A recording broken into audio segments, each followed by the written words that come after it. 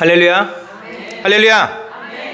네, 주일 예배에 오신 성도님들 주님으로 환영을 축복합니다. 옆에 분과 다시 한번 인사하겠습니다. 오늘 하나님의 은혜가 우리 가운데 있습니다. 네, 하나님의 은혜가 우리 가운데 임할 줄로 믿습니다. 오늘 이 시간에 함께 은혜 마실 하나님 말씀 보도록 하겠습니다. 우리 하나님 말씀 디모데후서 4장 6절부터 8절까지 말씀입니다.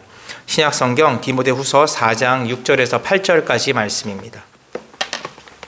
제 성경으로는 신약 346면에 있습니다. 신약성경 디모데후서 4장 6절에서 8절까지 말씀.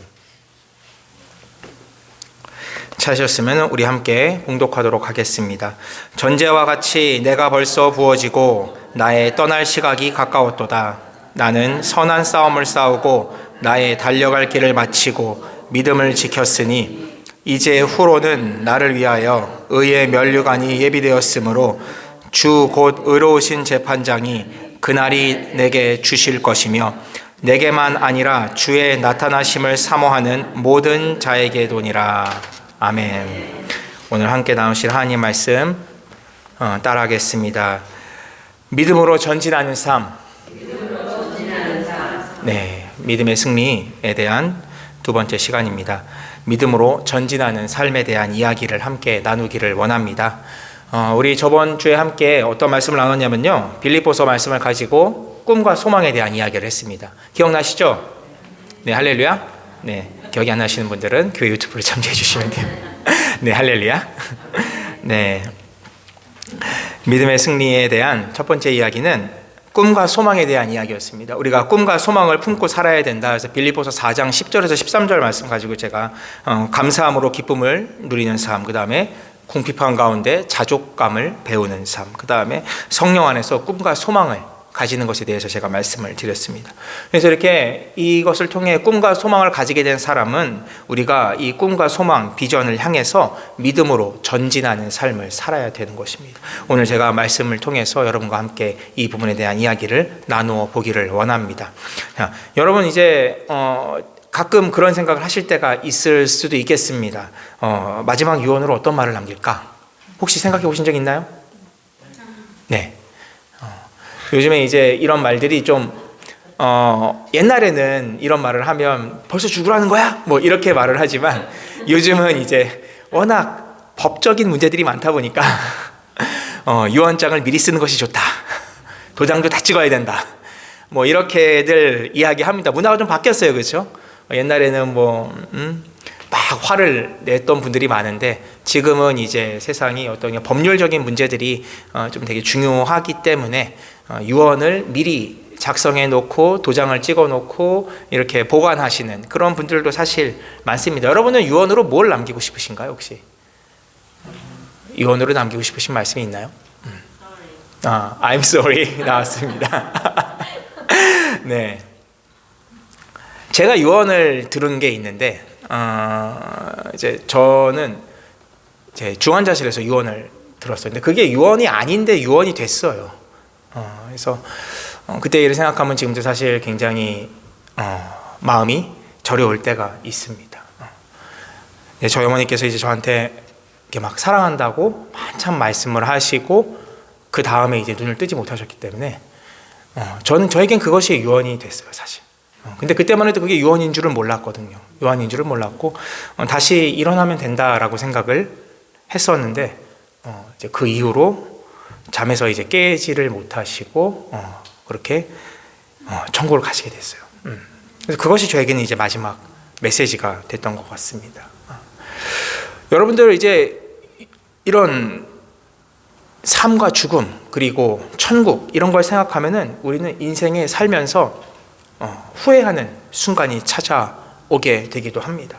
특히 예수 믿고 구원받은 사람들은 환하게 웃으면서 천국을 갈 수 있겠지만 그렇지 않은 사람들은요, 인생의 마지막 순간에 후회하고 또 절망 가운데 젖어들기도 합니다. 어떤 분들은 저기 검은 것이 막 나를 찾아오고 있다 막 이렇게 막 환상을 보시는 나쁜 환영을 보시는 분들도 있어요. 그런데 여러분 기억하셔야 됩니다. 신앙 생활을 한다는 건요, 죽음을 초월하는 능력이 있는 것입니다. 그래서 죽음 앞에 우리는 초연할 수 있는 것이고 죽음 앞에 우리는 웃으면서 나의 일을 다 하였다라고 천국에 갈 수 있는 것이에요. 그 근거가 어디 있냐면요, 예수님께서 죽음을 이기시고 부활하셨기 때문입니다.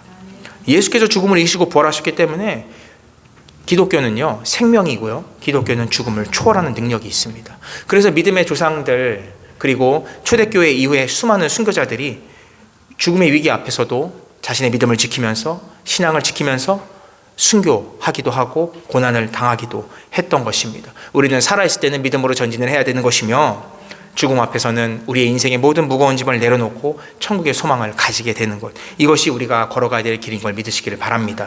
오늘 이 본문의 사도 바울은요, 꿈과 소망을 가지고 한평생 전진을 했던 사람이고요, 그리고 그가 이제 마지막 죽음을 앞두고 편지를 쓰고 있는 것입니다. 이방인의 사도로 부르심을 받아서 한평생 부르심의 소망 가운데 맡겨진 사명을 다하고 고난과 역경을 뒤로 한 채 그 비전을 향하여, 사명을 향하여 거침없이 달려갔던 것, 그것이 바로 사도 바울이었던 거죠. 근 30년 이상을 복음 전도자로 사역을 하면서 온 세계를 다니면서, 걸어서 다니고 또 매를 맞으며 다니고 때로는 핍박을 당하면서 다니면서 그가 복음을 전했던 것, 그리고 마지막 순간에 이제 죽음을 앞두고 그 죽음의 공포와 또 어떤 후회와 절망 가운데 있는 것이 아니라 자신의 가까운 아들처럼 여겼던 제자 디모데에게 마지막 편지를 쓰게 된 것입니다. 우리가 옥중서신 4가지가 있는데 이 4가지 옥중서신이 마지막 편지가 아니라요, 이 디모데 후서가 바울의 마지막 편지입니다. 역사상 그렇습니다.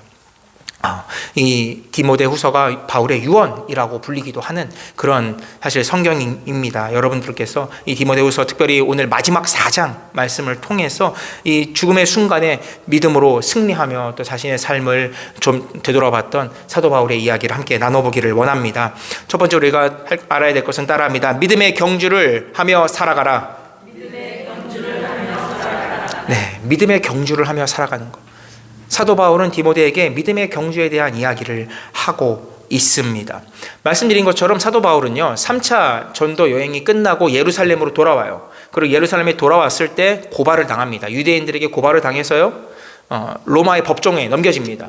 로마의 법정에 넘겨진 이후에는 자신이 로마 시민권자인 것을 내세워서 내가 로마로 가서 가이사에게 재판을 받겠다라고 말을 하면서 로마행을 가게 됩니다. 그 이야기가 사도행전 마지막 부분에 기록되어 있습니다. 배를 타고 로마로 가게 돼서요, 여기에서 재판을 받는 장면이 나오고 거기서 사도행전이 끝나게 됩니다. 이 사도행전에서 이 바울의 마지막 모습은요, 바울이 재판 결과에 의해서 가택연금 상태가 됩니다. 그러니까 집에 머무르게 되는 거고, 이제 호위병이 지키고 있는 그런 상태죠. 가택연금된 상태에서 또 비교적 자유롭게 사람들을 만나고 자기 집을 찾아온 사람들에게 복음을 계속 전하는 장면, 이런 것들이 나와요. 2년 동안 그런 일을 했었다라고 말을 합니다. 사도행전 마지막 구절을 보면요, 28장 22절 23절에 바울이 온 이태를 자기 셋집에 머물면서 자기에게 오는 사람을 다 영접하고 하나님의 나라를 전파하며 주 예수 그리스도에 관한 모든 것을 담대하게 거침없이 가르치더라. 이렇게 해서 사도행전이 끝나게 됩니다. 그래서 바울은 가택연금 상태로 살게 됩니다. 근데 그 다음에가 문제였어요. 그 다음에 네로 황제 아시죠, 여러분들?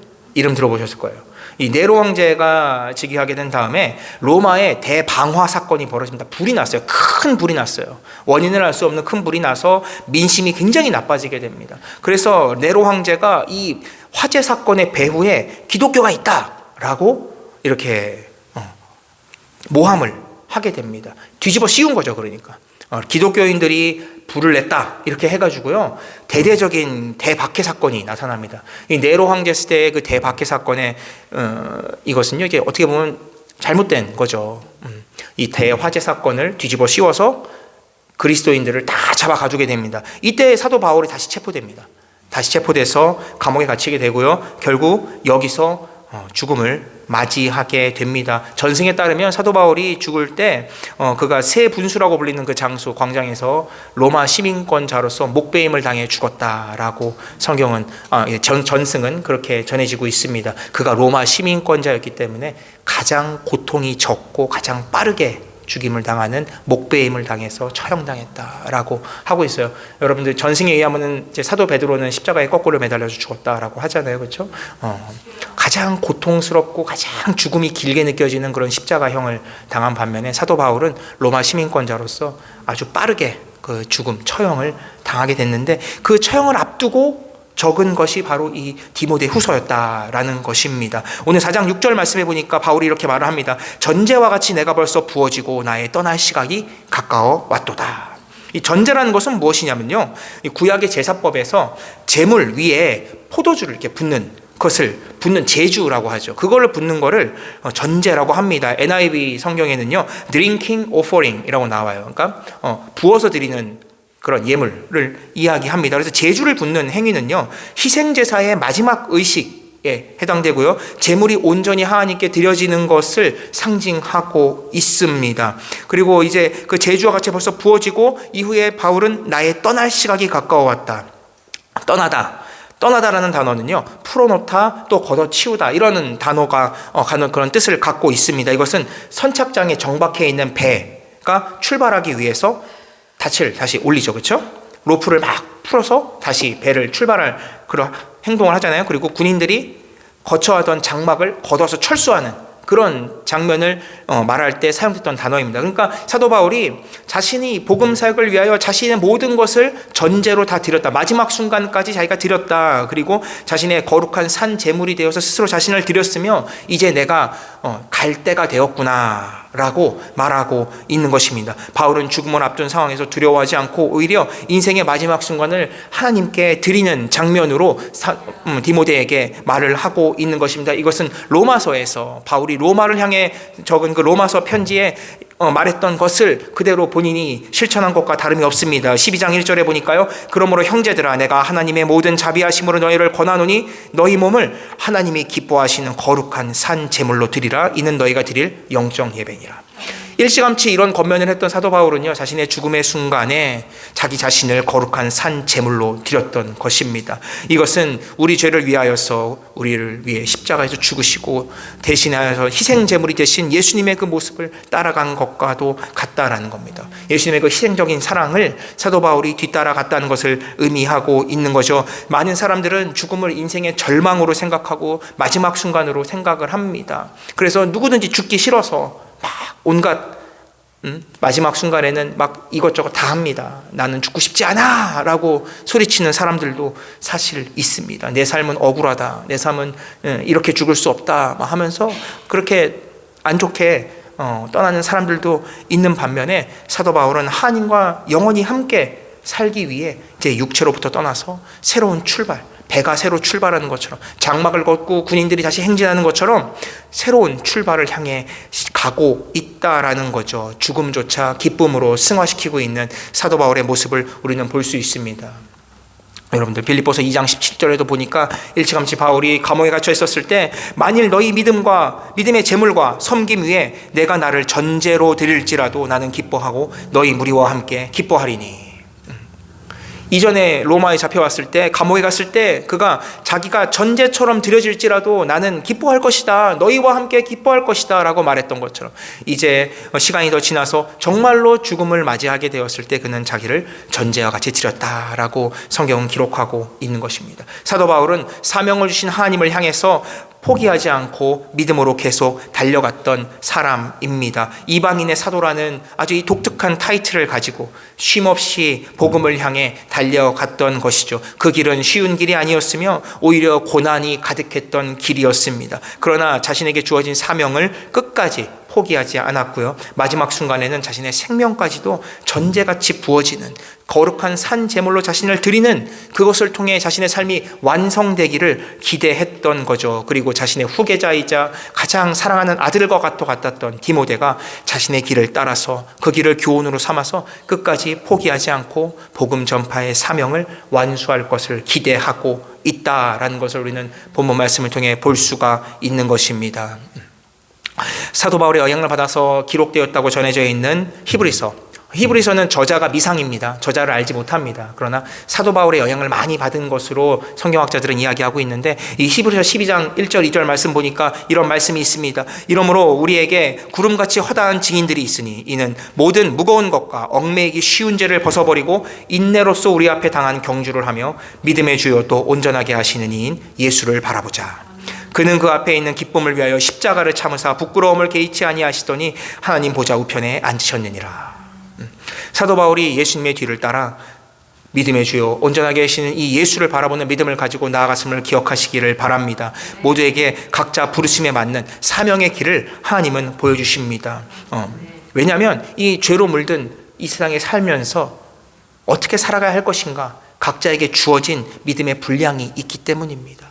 누군가는, 저 같은 사람은 목회자로 사는 것이고, 어떤 분은 장로님으로, 권사님으로, 집사님으로, 또 각자의 자리에서 봉사하는, 성가대가 됐든 찬양팀이 됐든 무언가를 봉사하는 마음을 가지고 하나님의 자녀답게 우리는 살도록 되어 있습니다. 인생은 내 것이 아니고요. 그러므로 우리가 부르심의 사명을 따라서 가는 믿음, 그것이 믿음의 경주임을 기억하시길 바랍니다. 우리 아까 찬양한 것처럼 나는 죽고 주가 살고 내가 없고 주가 있으면 하나님의 나라가 이루어지는 것, 이것이 믿음의 비밀인 걸 기억하시기를 바랍니다. 우리 삶에도 믿음의 경주가 있다는 것을 기억하시기를 바랍니다.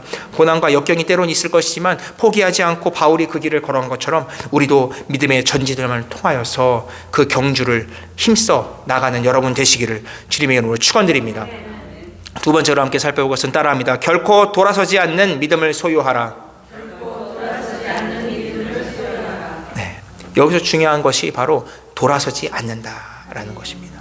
믿음의 경주를 하는데 뒤로 돌아서 가는 것이 아니라 앞을 보고 가야 된다는 것이죠.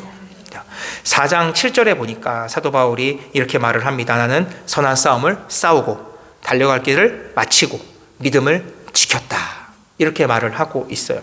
이 싸우다, 마치다, 지켰다, 이 세 가지 동사는요, 완료형 동사로 되어 있어요. 그래서 선한 싸움을 지금까지 싸워왔고, 내가 여정을 마쳐왔고, 지금까지 내가 믿음을 지켜왔다라는 뜻을 가지고 있어요. 완료형 동사를 3번이나 사용함으로 말미암아 이제 내가 진짜 끝났다, 이제 나의 삶이 여기서 끝이다, 죽음이 가까워왔다라는 것을 굉장히 강조해서 이야기하고 있는 것입니다. 선한 싸움을 싸운다. 이 싸움, 아고나라고 하는 이 단어는요, 헬라 시대에 보통 우리 아시는 것처럼 레슬링이나 권투 이런 격투기가 있었어요. 그 당시에.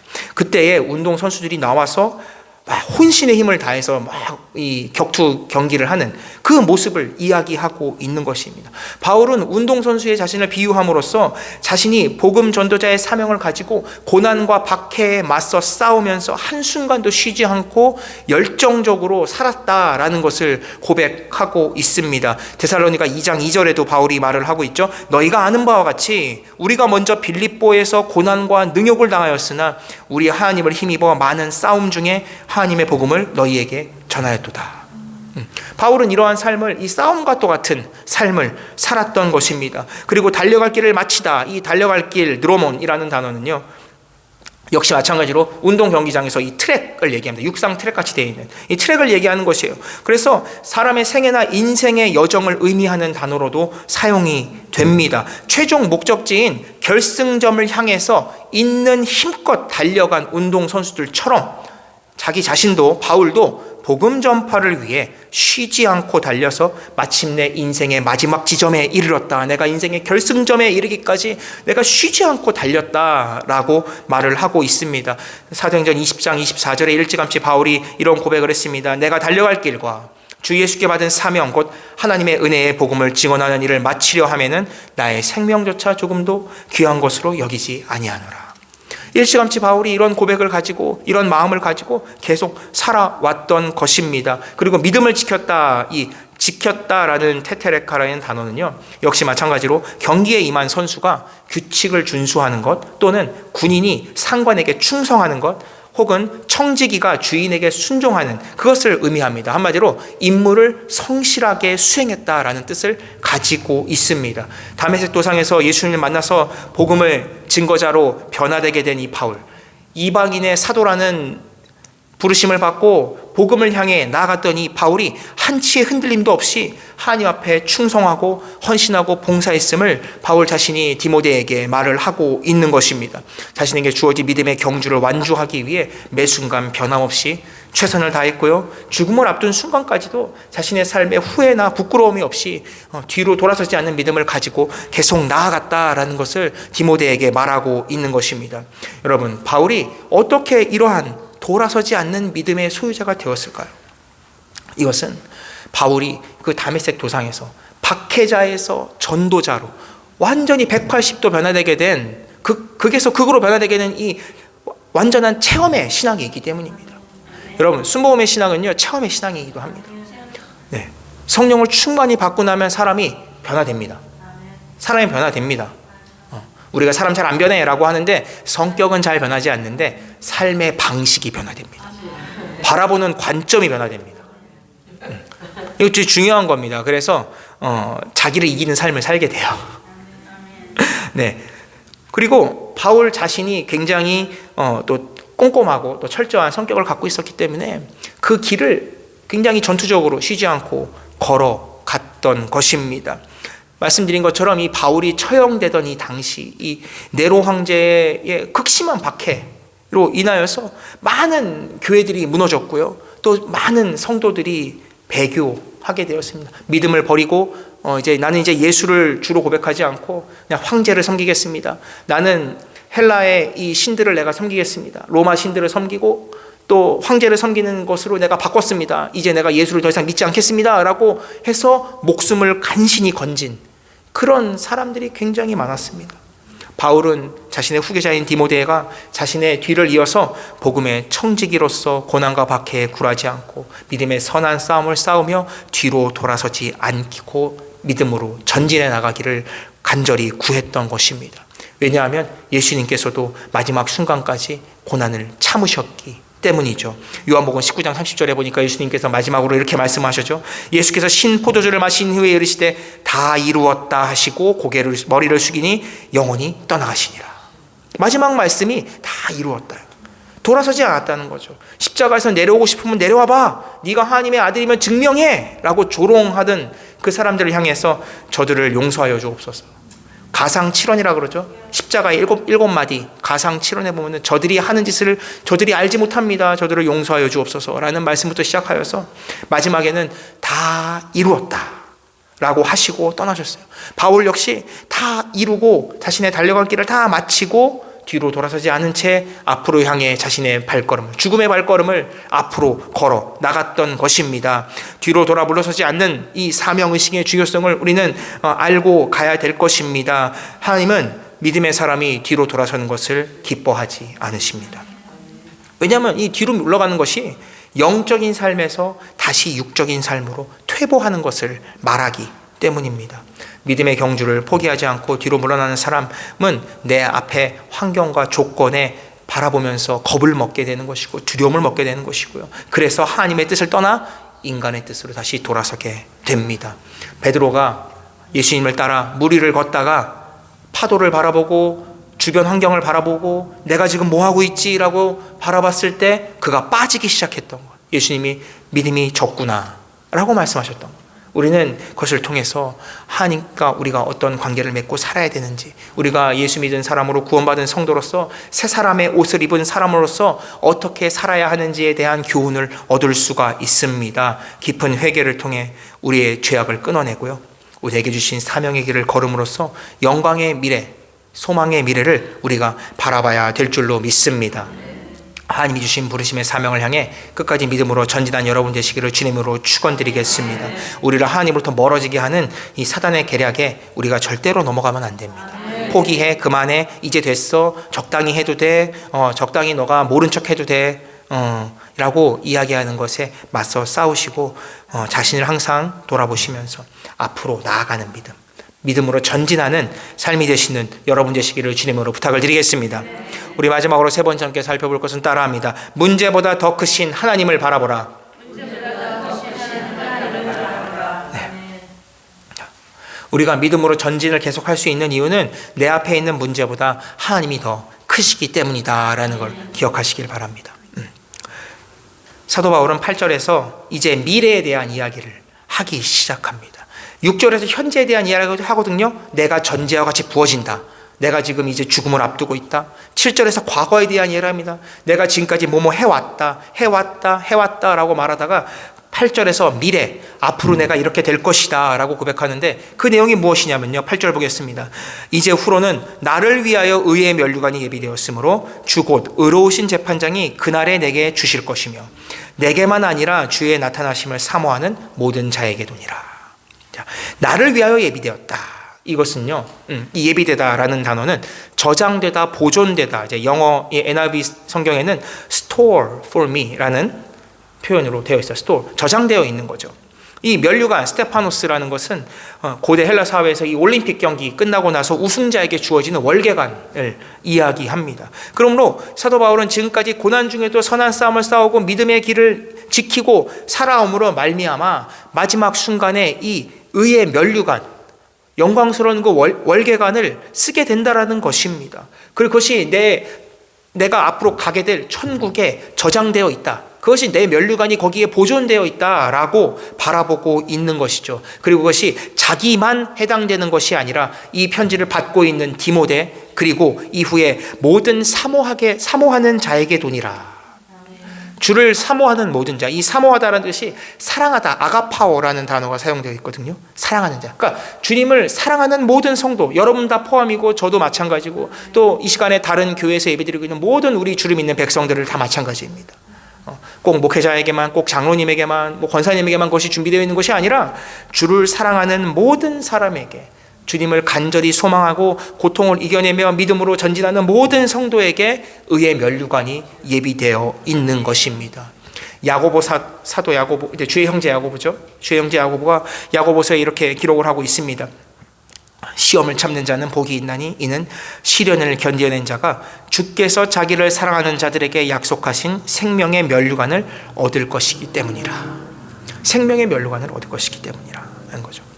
여러분, 하나님이 전지전능하시고 또 무소부재하시고 우리의 모든 상황과 환경보다 더 크신 분임을 믿으십니까? 하나님이 모든 걸 알고 보고 계시고 우리의 모든 음성을 듣고 계시고 부르짖음을 듣고 계시고 해결하지 못할 문제가 없으신 분임을 믿으십니까? 그렇다면 문제보다 더 크신 하나님을 바라보시고요, 하늘의 상급을 바라보시기 바랍니다. 그 하나님이 하늘의 상급을 여러분을 위해서 준비되어 있다라는 것이에요. 예수님께서 내가 너희의 거처를 예비하러 간다라고 말씀하셨잖아요. 요한복음에 보면 거처를 예비하러 갔을 때 우리에게 의의 면류관이 하늘에 저장되어 있는 것입니다. 그러므로 이 땅에 살면서요, 우리가 하나님보다 나 자신을 더 사랑하면 안 되는 것입니다. 우리가 막 믿음이 흔들리고 왔다 갔다 하는 이유는요, 그리고 기분에 따라서 왔다 갔다 하는 이유는 단순히 제가 믿음이 약해서 그래요, 아직 제가 초신자라 그래요, 그게 아니라요, 사실은 하나님의 존재와 역사하심에 대한 신뢰의 문제 가운데 있는 것입니다. 신뢰의 문제. 그렇잖아요? 아니 두 사람이 서로 사랑해서 만나서 교제를 해요. 남자친구 여자친구 하는데 5년을 만나도 신뢰가 적으면 의심이 생겨요. 근데 한 달만 만나도 서로를 깊게 신뢰하게 되면요, 우리 결혼 언제 할까요? 이렇게 되는 거예요. 그렇죠? 그러니까 신앙생활을 오래 했다고 믿음이 강해지는 것이 아니라 내가 이 사람을 얼마나 믿느냐, 내가 하나님을 얼마나 믿느냐에 따라서 나의 믿음이 깊어지게 되는 것인데요. 여러분, 이 믿음이라는 것은 하나님과 나와의 신뢰의 문제이기 때문에 우리가 우리의 문제, 내 모습과 내 삶보다 하나님을 크게 인식하게 될 때 우리의 믿음이 믿음으로 앞으로 전진하게 되는 걸 기억한 여러분 되시길 바랍니다. 로마서 14장 8절에 말씀합니다. 우리가 살아도 주를 위하여 살고 죽어도 주를 위하여 죽었나니 그러므로 사나 죽으나 우리가 주의 것이로다. 사나 죽으나 우리가 주의 것이로다. 문제보다 더 크신 하나님을 바라보시고 하나님을 사랑하는 여러분 되시길 바랍니다. 모든 사랑하는 자에게 의의 면류관이 예비되어 있는 것이고 여러분에게도 예비되어 있는 것입니다. 하나님이 주신 사명을 가지고 믿음으로 걸어간 사람, 또 그리고 하나님의 뜻을 따르기 위해 자신의 생명을 아낌없이 내어놨던 이 사도 바울의 뒷모습을 우리는 기억해야 될 것입니다. 그 천국 소망과 믿음의 그 소망이 우리를 믿음으로 전진하게 하는 엔진이 되는 것을 기억한 여러분 되시기를 바랍니다. 이 땅에서의 삶은 끝없는 싸움입니다. 끝없는 싸움이 펼쳐져요. 영적 전쟁에서 우리가 좌로 우로 치우치면 안 됩니다. 인생도 믿음도 출발점이 같다고 해서 같은 결과가 나오는 것이 아니에요. 같은 결과가 나오지 않습니다. 시각장애인 최초로 명문 버클리 음대를 졸업하고 교수로 재직하고 계신 김치국 교수님이라는 분이 있습니다. 이분은요, 이름이 이제 김치, 진짜 김치국이에요. 그래서 어디든 필요한 사람이 되라고 아버지가 이름을 김씨인데 치국이라고 지은 거예요. 그렇다고 하더라고요. 근데 이분이 3살 때 심장수술 후유증이 생겨가지고요, 시력이 약화되기 시작하면서 5세에 저시력, 17세에 실명하게 됩니다. 근데 시력이 약해지면서 그 청소년 시기에 절대음감을 터득하게 됩니다. 귀가 열리기 시작한 거예요. 그래서 귀에 의지해서 그가 피아노를 치고 드럼을 치고 바이올린, 기타, 색소폰 등 수많은 악기들을 섭렵하게 됩니다. 음악 천재라는 소리를 듣게 된 것이에요. 맹하학교에 재직하다가 재학하다가 중3에 미국으로 유학을 가게 됩니다. 이 미국이 참 좋은 나라예요. 미국으로 유학을 하게 돼요. 그래서 공립학교에 들어가서 일반 아이들과 경쟁을 하게 됩니다. 그리고 끝없는 노력 끝에 버클리 음대에 들어가게 됩니다. 버클리 음대에 합격을 하고 뉴욕 대학교 대학원에 석사학위를 받고요. 이후에 버클리 음대 뮤직 테라피 학과의 전임 교수로 재직하게 되면서 시각장애인들을 위한 프로그램을 운영하는 그런 교수로 활동을 하고 있습니다. 사실 시각장애인이 이런 미디어, 음악 같은 거, 편곡 이런 것을 한다는 것은요, 굉장히 어려운 일이고 수십 배의 시간과 노력이 더 필요한 일입니다. 하지만 김치국 교수는 늘 기도하고 또 하나님께 달려나가는 믿음을 가지고 그 길을 포기하지 않았다라고 이야기합니다. 그의 저서 소리로 세상을 밝히다, 드란노에서 나온 서적인데, 거기에 보면요, 그가 미국 속담을 인용해서 이렇게 말합니다. 미국 속담에 레몬을 주면 레모네이드를 만들라, 삶이 레몬을 주면 레모네이드를 만들라 라는 그 속담이 있어요. 미국 속담에. 그것을 이용해서 시각장애가 우리에게 불편함, 문제, 프로블럼을 주고 있지만 하나님을 바라보면서 기도할 때에 문제를 이겨나갈 수 있는 해답, 솔루션을 우리가 얻을 수 있다라고 말을 하면서 그가 계속 하나님을 향해 믿음으로 전진하는 삶을, 장애인임에도 불구하고 그렇게 끝없이 걸어가고 있다는 걸 우리가 교훈으로 삼기를 원합니다. 우리의 삶에 믿음의 주요 온전케 하신 주인 예수를 바라보면서 살기를 주님으로 축원드립니다. 주님은 우리의 해답이 되시는 것이에요. 문제보다 더 크신 해답이 되는 것이고, 믿음과 천국의 소망이 우리를 그곳으로 전진하게 할 것을 바라보시는 여러분 되시기를 주님으로 축원드리겠습니다. 축원하겠습니다. 이 시간에 기도하실 때 하나님, 우리 이 시간에 예배드리는 모든 성도님들과 인터넷과 영상으로 예배드리는 모든 성도님들 가운데 하나님의 능력이 나타나게 하여 주시고, 포기하는 것이 아니라 믿음으로 전진하고 달려나가는 신앙이 되게 하여 주시옵시고, 나의 삶을 바라보며 좌절하고 낙심하고 원망하고 불평했던 것을 주님 용서하여 주시고, 새로운 꿈과 비전과 소망으로 한 걸음 앞으로 내디딜 수 있는 전진하는 믿음을 우리에게 허락하여 주시옵소서. 주님, 이 시간에 우리를 성령으로 충만하게 하시고 사도 바울의 그 말씀을, 주의 말씀을 따라가는 우리가 되게 하여 주옵소서. 주님의 성화 세원 부르시고 통서로 함께 기도하며 나아가겠습니다. 주여, 주여, 주여.